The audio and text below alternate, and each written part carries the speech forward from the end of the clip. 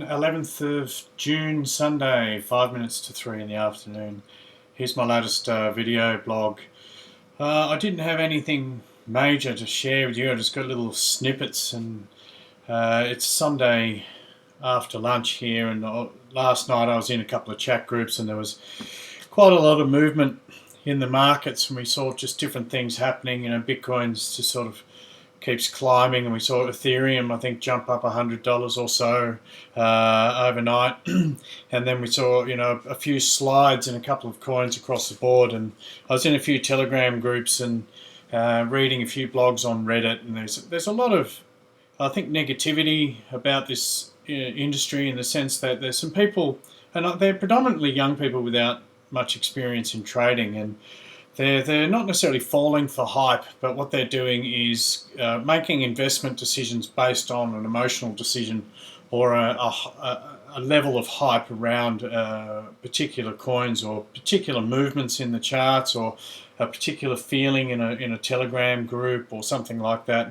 And you can see a lot of people in these Telegram groups and when I say they're young, I don't mean that to say that in a patronising way. It's just they come across and they're always talking about price, and it's always about the moment. It's like they're looking at each particular second of an investment. And all I can say to these people, if they are watching this video, is that when you make investments, the thing is, you've got to, one, be diligent enough to research what you're investing in. Two, you've got to assess due risk, or a level of risk that you're willing to take in regards to anything that you put into in regards to investment. And the thing with your investment is that it's very, very, very rarely going to be a 1 week thing. I just don't get it with people who think that they're going to put in a couple of $100 and then pull it out and get 400. I mean, that's speculating at its best. You may as well go to the casino for that. With these type of industries, and crypto is very young, so it's very, very volatile.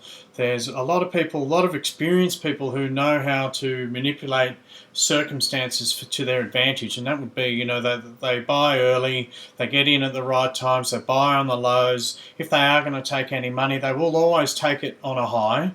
They're going to take certain amounts. They might even spread these sell orders over a period of time so they can increase their average. That's just why prices go up and down.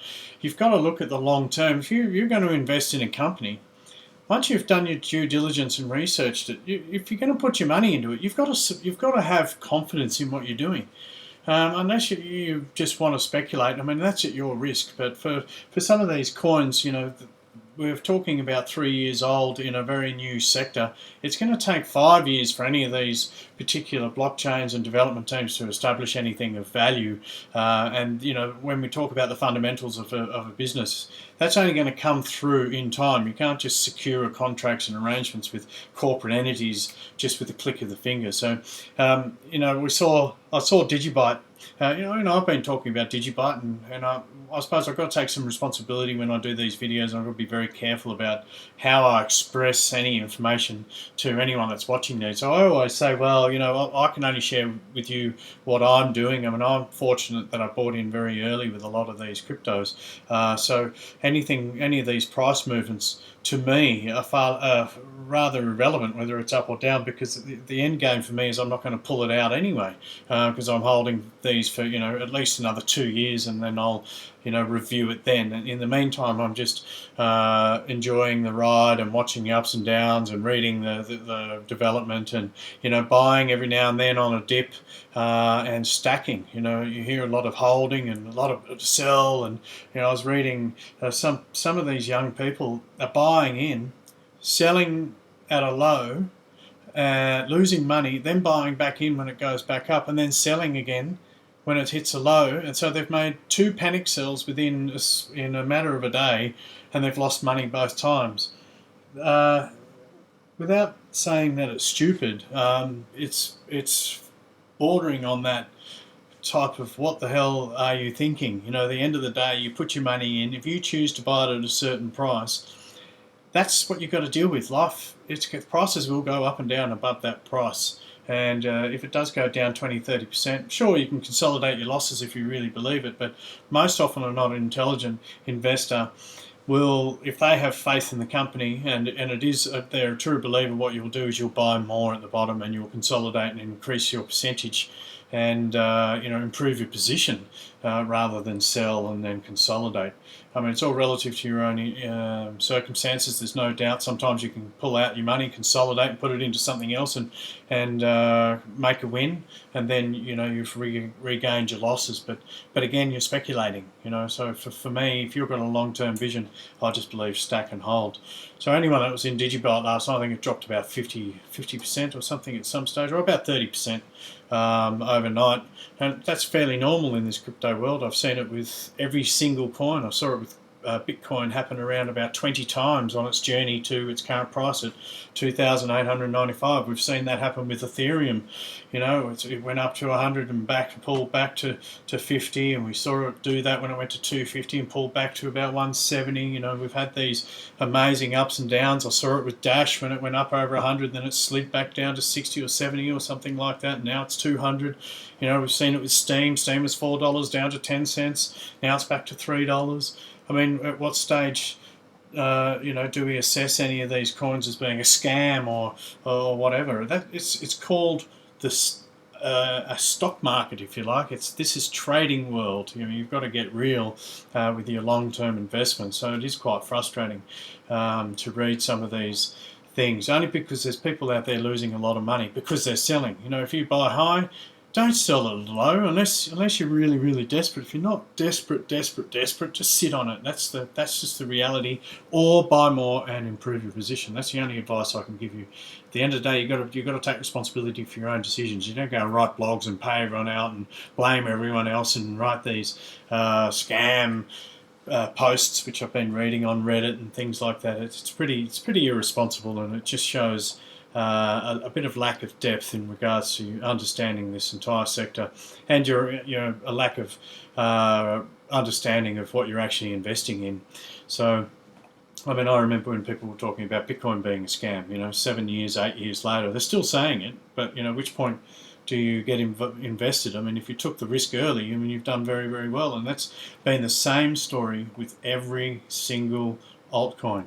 Whether you believe it in or not, there's a lot of people who've made a massive return, so they're not going to sit there and say it's a scam. There's no doubt when it reaches over 100 billion in market capital, it's definitely not a scam of any sort. It's a market with a lot of interested people, so there's a lot of faith in it. I saw BitShares go up overnight about 30%, and that was quite exciting as well. I think BitShares is an amazing graphene-based cryptocurrency, and I can't say a lot about it. I mean, I got in early again, and I think it's a sleeping giant. It's almost 50 cents Australian, which is fantastic, and I think it's going to go the long game, only because it seems to be a part of a great network. Dan Larimer and Stan and these boys who are behind it all seem to be doing a lot of the legwork. I mean, you just have to go and sit down and read some of what they're talking about, read what they're doing in Telegrams, see some of their videos, and just understand the technology, and it just sounds very good. And I can say that about DigiByte and even Redcoin. They're about to release a new part. There's only one developer, I think, and he's moving quite slow and steady. And that's the nature of these cryptos as well. If they don't have big development teams, it takes a little bit longer. But I think he's got an aspect or a development program called Red ID, which is going to move that coin forward. But these, again, it's speculation. These are just little bits of news that have come out, and as you can see, they're all sort of just climbing. I mean, I know Verge is also a minnow.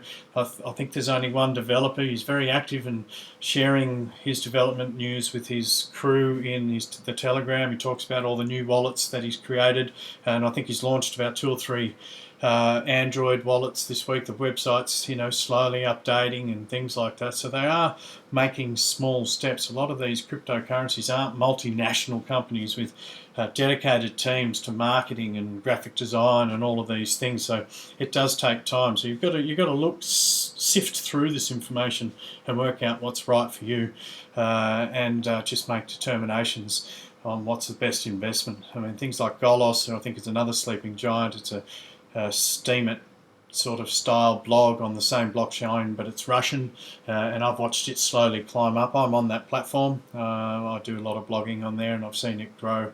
And it's just sort of, it's one of those cryptos. It's just sort of doing its thing in the background. It's got a massive community, and I think in 5 years' time you'll find that'll be definitely a dollar plus type of scenario. But again, this is not investment advice. I'm just giving you, I suppose it's a reality or a realistic opinion.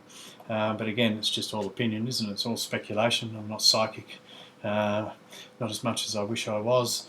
But again, yeah, look, I mean, this is the thing. You go down this list, there's so much movement, so many coins. Just show some due diligence. Don't be emotional when it comes to trading. Take your time, stack, buy and hold. Or buy, stack and hold. And yeah, there was one other thing I wanted to share. Was silver. I was watching JSNIP, a couple of WebBot hits and things, and you can say as much for whatever you like about Cliff High and the WebBot, and I sort of get that. It is a lot of speculative information, but I like the premise of it. And they're talking about silver and gold breaking through in the next 26 days, something to do with the 7th of July.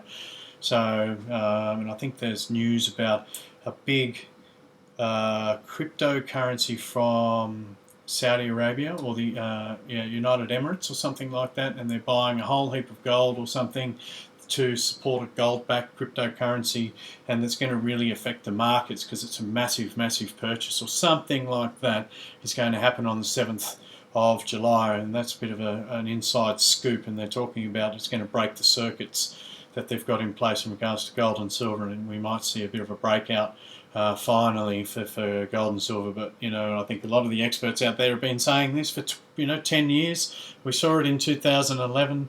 We've sort of been waiting for it to go again after all this quantitative easing, and it just hasn't quite done what it's meant to do because of all the manipulation on the shorts. But just pencil that date down, 7th of July for gold and silver. Keep your eye on it.